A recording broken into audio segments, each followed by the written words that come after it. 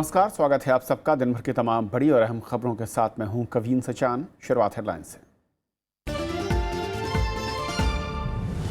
Samajwadi party में सुलह के लिए बैठकों का दौर जारी, मतभेद पैदा करने के आरोपों से अमर सिंह का इनकार। रामगोपाल चुनाव आयोग को कल सौंपेंगे हलफनामा।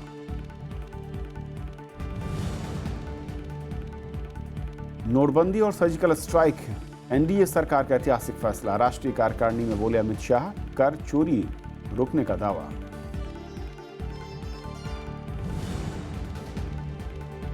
नोटबंदी के खिलाफ देश भर में कांग्रेस का प्रदर्शन, डीएम कार्यालयों का घेराव, बड़ी संख्या में नेता और कार्यकर्ता हिरासत में।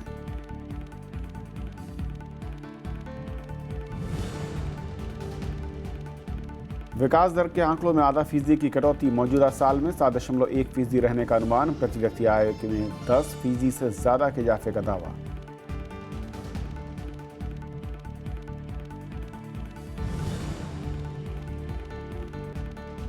टेस्ट के बाद वनडे और टी20 के कप्तान बने कोहली। युवराज सिंह की वापसी, इंग्लैंड के खिलाफ सीरीज के लिए धोनी भी टीम में।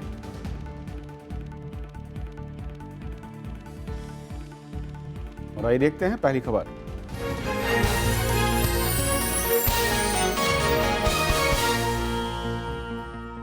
समाजवादी पार्टी में सुलह की कोशिश एक बार फिर नाकाम हो गई है। सुबह शिवपाल सिंह यादव ने मुख्यमंत्री अखिलेश यादव से मुलाकात की और बाद में उन्होंने मुलायम सिंह यादव से मुलाकात की, लेकिन बात बनी नहीं और इसके चलते मुलायम सिंह यादव की प्रेस कॉन्फ्रेंस भी रद्द कर दी गई। इधर रामगोपाल यादव कल चुनाव आयोग को अखिलेश का समर्थन करने वाले विधायकों और सांसदों का शपथ पत्र सौंपेंगे। समाजवादी पार्टी में जारी विवाद को सुलझाने की शुक्रवार को फिर कोशिश की गई। पार्टी के प्रदेश अध्यक्ष शिवपाल सिंह यादव मुख्यमंत्री अखिलेश यादव से मिले। इसके बाद शिवपाल सिंह यादव मुलायम सिंह यादव से मिलने गए। अमर सिंह ने भी पार्टी अध्यक्ष से मुलाकात की। सुलह कराने में जुटे पार्टी के वरिष्ठ नेता आजम खान भी मुलायम सिंह से मिले। मैं तो नेताजी से अपील करूंगा कि नेताजी उनसे बचिए, बेटा सबसे बड़ा होता है। ये लोग जो हैं ये उतने बड़े नहीं हैं। ये सब आपके खिलाफ कॉन्स्पिरेसी कर रहे हैं, ये बीजेपी के एजेंट हैं। माना जा रहा है कि टिकट बंटवारे के मसले पर अखिलेश यादव पूरा अधिकार चाहते हैं। साथ ही अमर सिंह को पार्टी से बाहर करने पर अड़े हैं। सबका मानना है कि मुख्यमंत्री की सलाह से ही टिकट वितरण होना चाहिए। उन्होंने पूरी के पूरे टिकट बांट दिए। हमारे कई सीनियर मिनिस्टर का भी टिकट काट दिए, कई विधायकों का काट दिए। कोई ये मानक कोई नहीं तैयार किस आधार पर टिकट काटा गया। तो कहीं न कहीं हमारे मन में ही नहीं बल्कि उत्तर प्रदेश के हर एक समाजवादी के मन में ये खौफ है कि नेताजी से जाने क्या करा दिया जाए। वहीं अमर सिंह ने मुलायम अखिलेश के बीच दरार पैदा करने के आरोपों को बेबुनियाद बताया है। हम उत्तर प्रदेश में या लखनऊ में मैं इसलिए नहीं आया हूं कि गतिरोध हो, अवरोध हो। मैं चाहता हूं समन्वय हो, पिता पुत्र में युक्ति हो, मुलायम सिंह जी का भी सम्मान रहे और अखिलेश का यशस्वी नेतृत्व भी आगे बढ़े। ऐसी कोई राह निकलती है तो उसके समर्थक हम भी हैं और शिवपाल जी भी हैं। इधर दिल्ली में रामगोपाल यादव ने कहा कि अखिलेश यादव के समर्थन में 212 विधायकों, 56 एमएलसी और 15 सांसदों ने हल्फनामा दिया है और पार्टी के ज्यादातर नेता भी उनके साथ हैं, जिसे चुनाव आयोग के सामने पेश किया जाएगा। सारा रिकॉर्ड है। पार्टी का 90% से ज्यादा प्रतिनिधि, जनप्रतिनिधि, डेलीगेट सब अखिलेश यादव के नेतृत्व में जो समाजवादी पार्टी है उसके साथ है। बैठकों के दौर के बीच फिलहाल दोनों गुटों में सुलह के आसार नजर नहीं आ रहे हैं। ऐसी सूरत में चुनाव चिन्ह पर अंतिम फैसला निर्वाचन आयोग को ही करना पड़ेगा। दोनों ही खेमों को अपना समर्थन चुनाव आयोग के सामने प्रमाण सहित 9 जनवरी तक रखना है। साथ ही ज्यादातर चुनावी सर्वों में बोला जा रहा है कि अगर पार्टी टूटती है तो इसका नुकसान अखिलेश और मुलायम दोनों को ही होगा। तो क्या ये कोशिशें पार्टी को टूटने से बचा सकती है? लखनऊ से कैमरामैन शिव कुमार के साथ कृति मिश्रा, राज्यसभा टीवी। और इस पूरे विवाद और जो बैठकों का दौर चलता है, इस पर बातचीत करने के लिए हमारे साथ स्टूडियो में हैं समाजवादी पार्टी के नेता और राज्यसभा सांसद जावेद अली खान साहब। स्वागत है आपका। और इसके अलावा लखनऊ से हमारी संवाददाता कृति मिश्रा जुड़ रही। कृति, शुरुआत में आपसे करना चाहूँगा, आज भी एक कोशिश शुरू हुई सुबह और दोपहर बाद ऐसा लगा था कि सब कुछ तय होता दिख रहा है, प्रेस कॉन्फ्रेंस का ऐलान भी होने वाला था, लेकिन अचानक सब कुछ रद्द हुआ। आखिर क्यों?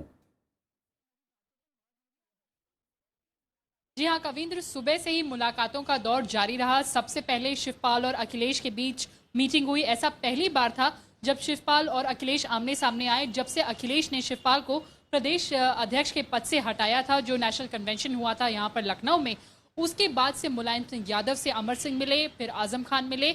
ऐसा माना जा रहा था कि कोई कॉम्प्रोमाइज फॉर्मूला अब तैयार हो चुका है जिसमें दोनों खेमों के बीच में समझौता हो सकता है। प्रेस कॉन्फ्रेंस का मैसेज भी आ गया, लेकिन आधे घंटे बाद ये कह दिया गया कि प्रेस कॉन्फ्रेंस कैंसिल हो गई है।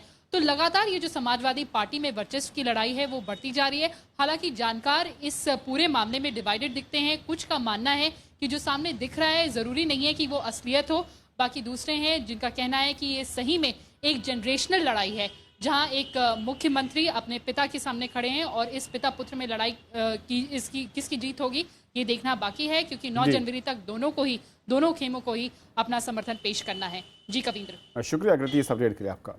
जावेद साहब, मुलायम सिंह के बारे में कहा जाता है कि एक लंबा अनुभव, और मैं कहूँ कि करीब 40 साल का लंबा अनुभव उत्तर प्रदेश और देश की राजनीति को लेकर, और बहुत ही दूरदर्शी नेता बताया जाता है, आप लोग सब लोग कहते हैं। फिर आखिर क्या वजह है कि अगर वो किसी एक बात को लेकर कह रहे हैं तो फिर अखिलेश यादव हो या फिर उनके समर्थक हों उसे मानने को तैयार नहीं कर रहे हैं कि नेताजी को बरगलाया जा रहा है, उनको गलत सलाह दी जा रही है? आपकी ये बात बिल्कुल दुरुस्त है कि हमारे नेताजी बहुत ही दूरदर्शिता से काम लेते हैं और उनके जो निर्णय होते हैं वो बड़े दूरगामी होते हैं। और इसी नज़रिए के तहत उन्होंने सन 2012 में चुनाव परिणाम आने के बाद उत्तर प्रदेश की विधानसभा के उनका ही फैसला था कि अखिलेश यादव जी उत्तर प्रदेश के मुख्यमंत्री बने। अब हमारे नेताजी को अपने उस फैसले से जो उन्होंने करीब 5 साल पहले लिया था और हैंड ओवर कर दिया था सब कुछ मामला अखिलेश जी के हाथों में, उससे उन्हें पलटवाने की कोशिश की गई और यहां तक कह दिया गया कि अक्टूबर से उत्तर प्रदेश के राजनीतिक हालात बदलने शुरू हो जाएंगे। ये मांग की गई चंद लोगों की तरफ से कि नेताजी अब आप सामने आइए, नेतृत्व अपने हाथ में लीजिए। इस आधार पर अखिलेश यादव जी, उनके समर्थक, या यूं कहें कि पूरी पार्टी को यह एहसास होने लगा कि नेताजी को भड़काया जा रहा है, बरगलाया जा रहा है और उनको गलत सूचनाएं दे करके अपने मन मर्जी के फैसले कुछ लोग करवा रहे हैं। ये सारी बात है। जो विवाद का जिक्र आज मीडिया में चल रहा है, बेसिकली ये झगड़ा नेताजी के और मुख्यमंत्री के बीच का झगड़ा नहीं है। पहले दिन जब इस झगड़े की थोड़ी खबर आई थी तो उसी दिन माननीय मुख्यमंत्री जी ने स्पष्ट कर दिया था और अपनी राय व्यक्त कर दी थी कि अगर बाहर के लोग दूर रहेंगे तो कोई झगड़ा नहीं है, नेताजी से कहीं किसी को कोई एतराज़ नहीं है। आप सब जानते हैं। लेकिन जावेद भाई, दिक्कत अगर मुलायम सिंह आज भी राजनीतिक तौर पर कोई फैसला ले रहे हैं तो फिर कोई एक योजना होगी उनकी, तो फिर उस फैसले से उलट आप लोगों को ऐसा क्यों लगता है कि वो कुछ बाहरी लोगों के कहने पर ले रहे हैं? अमर सिंह का बयान आया है, वो कह रहे हैं कि हम तो नेताजी की हर बात को मानने को तैयार हैं, अगर वो कहेंगे मैं पार्टी छोड़ दूं तो वो भी तैयार हूं, लेकिन मुझे बेवजह विवाद में घसीटा जा रहा है। जहां तक अमर सिंह जी के पार्टी छोड़ने का सवाल है, समाजवादी पार्टी का जो हाईएस्ट डिसीजन मेकिंग प्लेटफॉर्म है, जो नीति निर्धारण मंच है, वो राष्ट्रीय सम्मेलन होता है, अधिवेशन होता है, और उस अधिवेशन ने श्री अमर सिंह जी को पार्टी से निष्कासित कर दिया है। अब उनके पार्टी छोड़ना या न छोड़ना ये एहसान जताने की जरूरत नहीं है। लेकिन नेताजी कह रहे हैं नहीं है। वो जो आपका अधिवेशन था वही असंवैधानिक था क्योंकि उसमें उनकी परमिशन नहीं ली गई थी, तो उसके फैसले को कैसे? देखिए, अब मैं इस पर ज़्यादा टिप्पणी ये नहीं करना चाहता क्योंकि अब वो सारा मसला चुनाव आयोग के ज़ेरे गौर है। चुनाव आयोग फैसला करेगा। और राजनीति में बता दूं आपको कि राजनीतिक दलों का संविधान जो है वो भारत के संविधान की तरह रिजिड नहीं है, और राजनीतिक पार्टियों के संविधान की जो धाराएं हैं वो आईपीसी और सीआरपीसी जैसी सख्त नहीं होती हैं। समय के हिसाब से बदलती जाती हैं। फ्लेक्सिबल होता है। और कोई भी संविधान हो, दुनिया का बेहतरीन से बेहतरीन संविधान हो, वो कुछ बातों पर मौन ज़रूर होता है जिसकी व्याख्या समय समय पर की जाती है। ये बात सही है कि हमारी पार्टी के संविधान के अंदर राष्ट्रीय अधिवेशन बुलाने का अधिकार दिया गया है राष्ट्रीय अध्यक्ष को, निश्चित रूप से। लेकिन अगर राष्ट्रीय अध्यक्ष जी की तरफ से मैं गुस्ताखी कर रहा हूं ये कह करके कि अगर पिछले 2.5 सालों में एक भी राष्ट्रीय कार्यकारिणी की बैठक न बुलाई जाए, जो हर 2 माह के अंदर होनी चाहिए, सूची जारी करने से पहले उम्मीदवारों के अगर पार्लियामेंट्री बोर्ड की बैठक न बुलवाने दी जाए राष्ट्रीय अध्यक्ष जी को, पार्टी के अंदर अनुशासन निर्णय लेने के लिए एक अनुशासन समिति का गठन होना चाहिए, वो पार्टी को कि किसी व्यक्ति को अनुशासनहीनता के आरोप में निष्कासित करेगी। अगर ये सब काम नहीं होते तो उस धारा को पकड़ करके कि नहीं राष्ट्रीय अध्यक्ष ही बुला सकते हैं। और एक बात और कहना चाहता हूं कि पार्टी कहां खड़ी है, पार्टी किसके साथ है, पार्टी का क्या परिभाषा है। पार्टी समान विचारधारा के लोगों का एक समूह होता है जो राजनीतिक सत्ता प्राप्ति के लिए एक साथ मिलकर के काम करते हैं। लेकिन आप लोग तो उनका भी ख्याल नहीं रख रहे हैं। शिवपाल यादव जैसे लोग जो कि प्रदेश में संगठन में इन्होंने मेहनत की 5 साल, और वो कह रहे हैं कि जब सत्ता में आने का मौका यानी कि रणनीति बनाने की बात आई तो कहा जा रहा है कि हम विरोध कर रहे हैं। जबकि उनका आरोप है कि कुछ लोग अखिलेश यादव को गुमराह करके बीजेपी को फायदा पहुंचाना चाहते हैं। देखिए, अगर ये आंकड़ा कुछ लोगों का है तो मैं आपको बता दूं और आपके ज़रिए सब लोगों को बता दूं कि पार्टी के 212 विधायक 229 में से अखिलेश यादव जी के समर्थन में हलफनामा दे चुके हैं। 68 या 64 MLCs में से हमारी पार्टी के 58 अखिलेश जी के समर्थन में हलफनामा दे चुके हैं।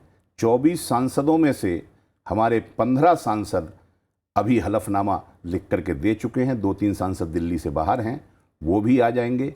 और जितने राष्ट्रीय अधिवेशन के डेलीगेट जो आज से करीब 2.5 साल पहले इलेक्ट हुए थे, कुछ माननीय नेताजी की तरफ से नामित हुए थे, वो 3 साल तक सम्मेलन के सदस्य रहते हैं। उनमें से लगभग 65% लोग अपना हलफनामा दे करके अखिलेश यादव जी के समर्थन, उनके लिए अपना समर्थन व्यक्त कर चुके हैं। जब स्थिति ऐसी है कि पूरी की पूरी पार्टी कमोबेश एक तरफ खड़ी है, तो फिर आप एक धारा को पकड़ करके, एक शब्द को पकड़ करके बहस करते रहे, ये कोई बहुत उचित बात नहीं है। एक आखिरी सवाल, तो जो तमाम प्रयास इस वक्त हो रहे हैं एकता को लेकर, शिवपाल यादव मिल रहे हैं, अखिलेश मिल रहे हैं, मुलायम सिंह के यहाँ बैठ के हो रही हैं, आजम खान साहब परेशान हैं, तो फिर ये क्या महज दिखावा है या वाकई अखिलेश खेमा गुट अभी चाहता है कि विवाद खत्म हो और एकजुट हो सकते हैं? देखिए, अब अखिलेश जी को खेमे तक सीमित मत कीजिए, क्योंकि अखिलेश जी के साथ तो पूरी पार्टी खड़ी है।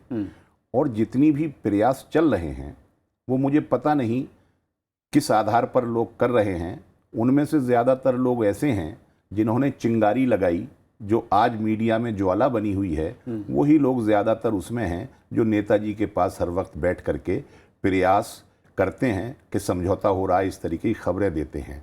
मैं बात ये कहना चाहता हूँ कि प्रयास इस बात का नहीं कि समझौता होना चाहिए, समझौता तो है ही। नेताजी सर्वमान्य नेता हैं, नेताजी हमारे अभिभावक हैं, नेताजी हमारे संरक्षक हैं, बगैर उनके हमारा कोई वजूद नहीं है, ये मैं कहना चाहता हूँ। लेकिन नेताजी को ये समझना चाहिए, और जो लोग प्रयास कर रहे हैं उन्हें इस बात के लिए नेताजी को तैयार करना चाहिए कि नेताजी, जो पार्टी आपने बनाई थी, जो खड़ी की थी, जो शक्ति बनी है, इसको आगे भी ले जाना है। वो अखिलेश यादव ले जा सकते हैं। चले जावेद जी, बहुत बहुत शुक्रिया, आपने वक्त दिया और इस अहम मसले पर बेबाकी के साथ तमाम सवालों के जवाब दिए। शुक्रिया आपका, बहुत बहुत धन्यवाद। यदि पहली खबर, छोटा सा ब्रेक और ब्रेक के उस पार दिन भर की दूसरी बड़ी खबरें।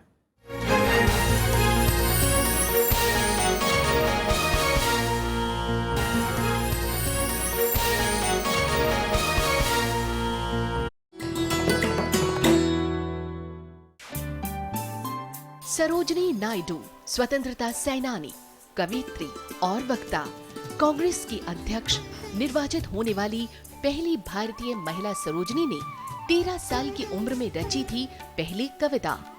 आजादी के बाद वो बनी देश की पहली महिला राज्यपाल। भारत कोकिला के नाम से मशहूर सरोजनी नायडू है नारी शक्ति की अनूठी मिसाल।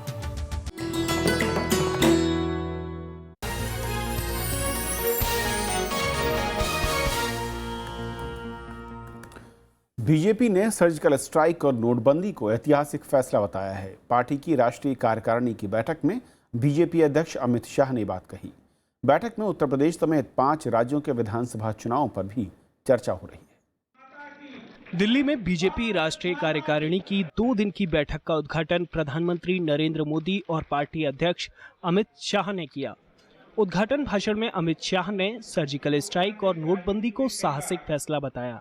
उन्होंने कहा कि नोटबंदी से आतंकवाद, नक्सलवाद और ड्रग्स तस्करों की कमर टूट गई है। बीजेपी अध्यक्ष के मुताबिक नोटबंदी से कर चोरी रुकेगी और विकास के लिए ज्यादा रकम हासिल होगी। रोजी रोटी, कपड़ा, मकान, चारों चीजें और स्वास्थ्य और शिक्षा, ये अगर सही मायने में देना है, 70 साल के भी बाद भी देश की यही हालत है कि यही प्राथमिकता हो गई है, और इसको अगर देना है तो उसके लिए ज्यादा पैसे सरकार के पास आने चाहिए, इसलिए कर चोरी रोकना है। बैठक में उत्तर प्रदेश समेत 5 राज्यों में चुनाव पर विस्तार से चर्चा हो रही है और प्रचार की रणनीति को आखिरी रूप दिया जाएगा। बीजेपी ने कहा कि नोटबंदी के दौरान जहां भी चुनाव हुए वहां बीजेपी को भारी सफलता मिली। पश्चिम बंगाल और त्रिपुरा में जहां कहीं हम चौथे नंबर पर भी नहीं रहते थे, दोनों जगह हम 2 नंबर पर आए। महाराष्ट्र, आसाम, चंडीगढ़, गुजरात, राजस्थान, यहां हमारा जबरदस्त विजय हुआ। कुल मिला के 10,000 सीटों पर चुनाव हुए, 8,000 सीटें भारतीय जनता पार्टी ने प्राप्त की। बैठक में राजनीतिक और आर्थिक प्रस्ताव भी पारित होने की उम्मीद है। वहीं पार्टी को विस्तार देने के लिए कार्यकर्ताओं को 6 महीने उन इलाकों में भेजा जाएगा जहां बीजेपी कमजोर है। हारी हुई लोकसभा सीटों पर भी कार्यकर्ता प्रचार करेंगे। प्रणब गोस्वामी, राज्यसभा टीवी। नोटबंदी के खिलाफ कांग्रेस ने आज देशव्यापी प्रदर्शन किया। कई जगहों पर पार्टी नेताओं और कार्यकर्ताओं को हिरासत में लिया गया तो कहीं उनकी पुलिस से झड़प भी हुई। पार्टी ने सरकार से पूछा है कि नोटबंदी के बाद कितना काला धन आया और किसानों का कर्ज अब कब माफ होगा।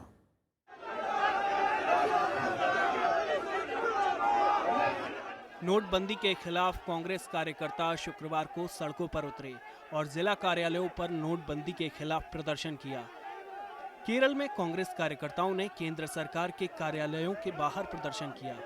रिजर्व बैंक दफ्तर पर प्रदर्शन कर रहे कांग्रेसी नेताओं को हिरासत में लिया गया। Right gesture to make to show the concern of the people against all the consequences of demonetization. The Reserve Bank has really let down the country, and its conduct in the planning and execution of this scheme has been deplorable, to say the least. The shortage of money. Raipur में प्रदर्शन कर रहे कांग्रेस कार्यकर्ताओं की police से झड़प भी हुई।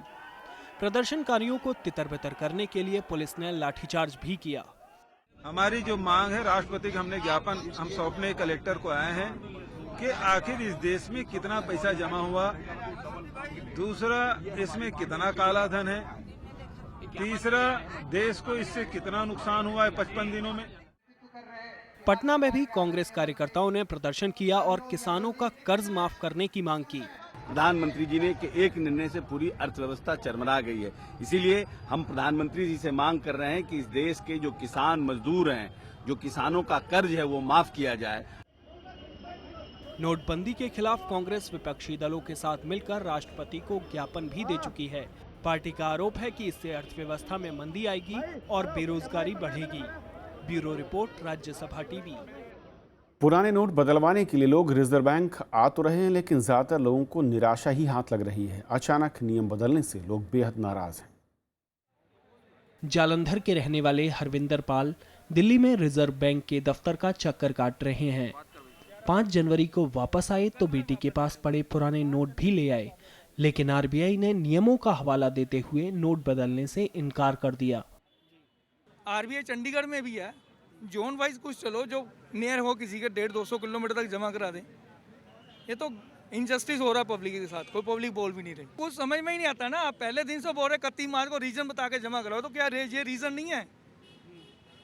ये भी तो रीजन ही है, सोलिड रीजन है। हरविंदर की तरह कई और लोग हैं जो बार बार नियम बदलने से परेशान हैं। उनका कहना है कि 31 मार्च तक शर्तों के साथ नोट जमा करने का ऐलान हुआ था, लेकिन नए आदेश से सब परेशान हैं। मैं अभी लाइन में लगा हूँ, पास बनवाया है, बोले आपके लिए रूल लागू नहीं, आपके पैसे नहीं होंगे जमा। क्यों? क्या बोला आप 14 तारीख को आ चुके थे, तो एक वीक टाइम में अपना काम करेगा, पर्सनल काम करेगा, दोबारा जाना है, उसके पेपर भी करना है, ऊपर से घर भी देखना है। हमारे को ये बताया गया था कि 30 दिसंबर तक आप बैंकों में जमा कर सकते हैं। 30 दिसंबर के बाद आप 31 मार्च तक आप आरबीआई में जाकर के जमा करवा सकते हैं। मगर यहाँ पे आकर के हमारे को बहुत धक्केबाजी मिल रही है। आरबीआई के नियमों के मुताबिक एनआरआई 30 दिसंबर तक पुराने नोट जमा करा सकते हैं। वहीं 9 नवंबर से 30 दिसंबर तक देश से बाहर रहने वाले लोग 31 मार्च तक नोट बदलवा सकते हैं। पुराने नोट सिर्फ नागपुर, दिल्ली, मुंबई, कोलकाता और चेन्नई में ही बदले जाएंगे। नवविक्रम सिंह, राज्यसभा टीवी। देश की विकास दर में आधा फीसदी गिरावट की आशंका है। केंद्रीय सांख्यिकी संगठन ने आज जीडीपी के अनुमानित आंकड़े जारी किए हैं और इसके मुताबिक वित्त वर्ष 2016-17 में जीडीपी 7.1% रहने का अनुमान है। पिछले वित्त वर्ष में ये 7.6% थी। जीडीपी में गिरावट की वजह मैन्युफैक्चरिंग, कंस्ट्रक्शन और माइनिंग सेक्टर में सुस्ती है। तो कृषि सेक्टर में विकास दर 4.1 का अनुमान है। 2015-16 में ये दर 1.2% थी। हालांकि चालू वित्त वर्ष में प्रति व्यक्ति आय 10.4% बढ़ने की उम्मीद है। सरकार के मुताबिक प्रति व्यक्ति आय बढ़कर 1,03,007 रुपये तक पहुंच जाएगी। इसका इफेक्ट लॉन्ग टर्म भी हो सकता है, क्योंकि यदि इकोनॉमी के स्ट्रक्चर्स चेंज करते हैं, बिहेवियरल प्रैक्टिसेस चेंज करती है, हम यदि लेस कैश सिस्टम में जाते हैं तो कई प्रोसेसेस में ओवर टाइम बदलाव आएगा। सुप्रीम कोर्ट ने मैक्सिस के 2G लाइसेंस को किसी दूसरी कंपनी को ट्रांसफर करने पर रोक लगा दी है। अगर मैक्सिस के मालिक 27 जनवरी तक कोर्ट में हाजिर नहीं हुए तो लाइसेंस रद्द हो जाएगा। मूल रूप से लाइसेंस 2006 में एयरसेल को मिला था। सुप्रीम कोर्ट ने 2G मामले से जुड़े एयरसेल मैक्सिस सौदे पर कड़ा रुख अपनाया है। कोर्ट ने मैक्सिस के 2G लाइसेंस को हस्तांतरित करने पर रोक लगा दी है। साथ ही कंपनी इस लाइसेंस से कोई भी कमाई नहीं कर सकेगी। इतना ही नहीं, मैक्सिस के मालिक आनंद कृष्णन और राल्फ मार्शल 27 जनवरी को कोर्ट में हाजिर नहीं हुए तो लाइसेंस रद्द हो सकता है। अभी तो ये अपना स्पेक्ट्रम और शेयर्स वगैरह नहीं बेच सकते। केस को फरवरी में लगाया है, 3 फरवरी को शायद, और बोला है कि भाई सरकार ये बताए कि किस तरह से इनका स्पेक्ट्रम, अगर ये लोग नहीं आते ट्रायल फेस करने, तो इनका स्पेक्ट्रम किस तरह से किसी और कंपनी को ट्रांसफर किया जा सकता है। कोर्ट ने इस आदेश को मलेशिया के अखबारों में छपवाने को भी कहा है। इसके बाद भी मैक्सिस के मालिक नहीं आते हैं तो वो नुकसान की भरपाई का दावा नहीं कर पाएंगे। याचिका में आरोप लगाया गया था कि विशेष अदालत के बावजूद दोनों आरोपी पेश नहीं हो रहे हैं और स्पेक्ट्रम बेचने पर विचार कर रहे हैं। Bureau report, Rajya Sabha TV. Bharat ने आतंकवादी मसूद अजहर को संयुक्त राष्ट्र की प्रतिबंधित सूची में डालने के लिए एक बार फिर से प्रस्ताव पेश करने का फैसला किया है। भारत उस पर विचार के लिए संयुक्त राष्ट्र सुरक्षा परिषद की प्रतिबंध समिति के सदस्य देशों को तैयार करेगा। इस मामले में भारत के पुराने प्रस्तावों की मियाद खत्म हो चुकी है। भारत ने मसूद अजहर को संयुक्त राष्ट्र के प्रतिबंधित आतंकवादियों की सूची में शामिल करने के लिए नए सिरे से कोशिश शुरू करने का फैसला किया है। भारत इसके लिए कुछ अन्य देशों को शामिल करना चाहता है। इसमें बोलीविया, इथियोपिया, कजाकिस्तान, स्वीडन और इटली समेत कई देशों को सह प्रायोजक बनाने का प्रयास किया जाएगा। ये पांचों देश सुरक्षा परिषद के नए अस्थायी सदस्य हैं। And we on our side are resolved that that we shall not never stop saying this, that we will continue to point out the absurdity